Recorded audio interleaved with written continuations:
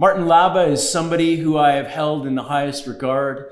Martin is somebody whose contributions to the school as director, as educator, as researcher have been formidable, have been deep, have left a legacy that will guide us into the future. It's amazing how many of our alumni mentioned the role that Martin played in shaping their experience. And so when it came time to select faculty members who would come and speak as part of this event, it was a no-brainer to welcome Martin Laba. And it's my honor to welcome Dr. Martin Laba to the stage to talk to you as alumni.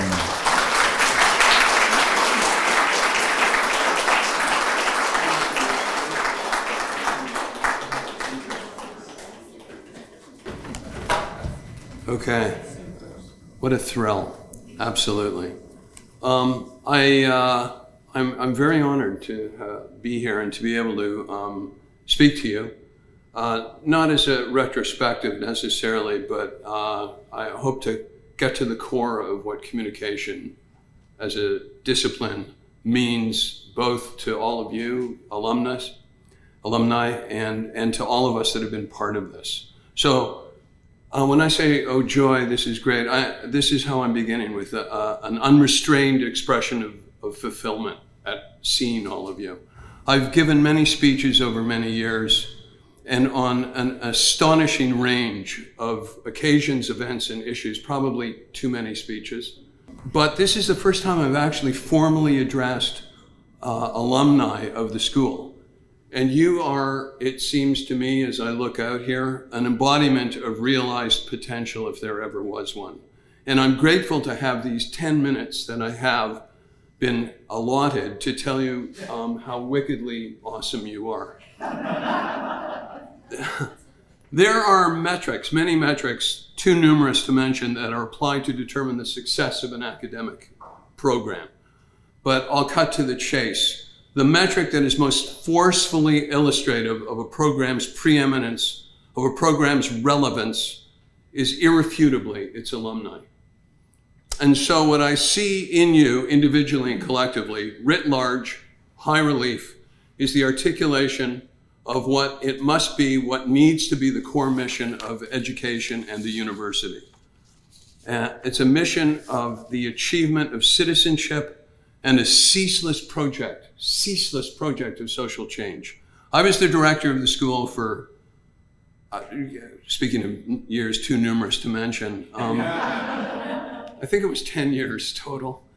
And my hope was always, and I think that still the aspiration for us, was that the school served precisely as the site where you learned not only to imagine a better world, but more as a site in which you began to understand how to act upon that world, how to achieve that better world, how to act upon the world in positive, progressive ways with resolve and with confidence. This has been more than theory.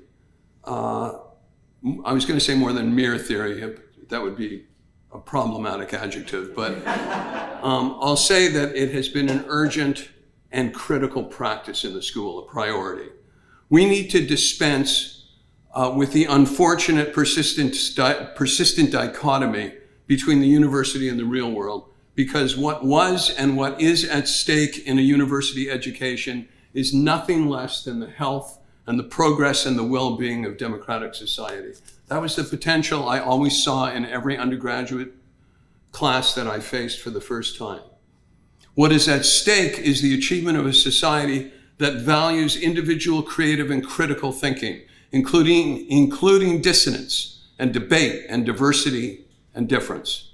What is at stake is the achievement of a society that in fact and always should mirror the university, a society that holds knowledge and truth in the highest esteem.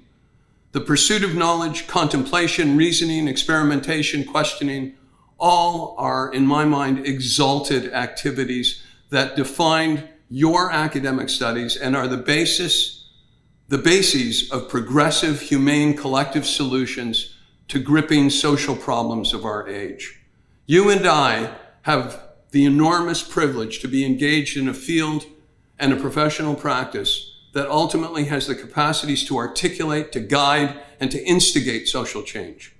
and what an enormous responsibility we have to see this promise through to action. To have been a student in communication, in my mind, is to always be a student in communication. To understand that we must nurture and protect the foundations of civilized society, because these foundations of civilized society around the globe are under constant challenge and threat. To always imagine new and bold adventures for social change, to stand with purpose and forcefulness against rancor and intolerance and ignorance and fear and violence and injustice and discrimination and hate. What we strive for in communication is education that is democratic, that is experiential, that is critically real world, deeply embedded in the social, political, and cultural currents of our time. Communication, it seems to me, always activates students as it encourages and enables a direct engagement with public issues. This is a discipline that addresses what a student needs to become an informed citizen, capable of participating and in making large and small public decisions that affect the larger world in context of eventual professional careers and private citizenship alike. Simply stated, communication equips students with capacities to transform society, nothing less. To help students understand their own agency over conformity and prescription. To leave the university with equal measures of rigor and imagination, to see themselves always as citizens rather than consumers. I'm reminded of Marshall Gantz's view of the need for educational imagination and the three tools essential for society's constant renewal. Quote, a critical eye of the world, a clear view of its needs and its pain, and hopeful hearts that give a sense of the world's promise and possibilities, unquote. These are daunting and perilous times, unquestionably so. The need for real-world communication is as urgent as it ever was, and perhaps more than ever.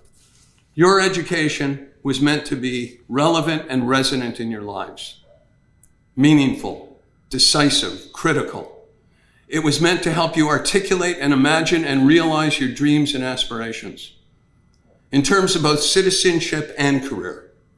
It was meant to make you a change agent as you encounter the velocities and the complexities of boundless, dynamic, and complex media and communication environments and the currents and controversies in which they are necessarily embedded. It was meant to impart to you the drive, the purpose, the vision, the inspiration, and the guidance to act upon and transform the world throughout your lives. So here's my bias. I believe that the single most decisive, crucial, and irrefutably the most exciting, dynamic, kinetic context of the university is the classroom. This is where I understand the deep and substantial stakes of education to reside. This is where such stakes are truly written in high relief. I think the classroom is a site of educational grace. It's where education becomes truly transformative, where we understand that communication is good for social change, where the university models civility and ethicality, compassion and justice. This is where we changed you, I think, where you truly understood that you were a protagonist. Life.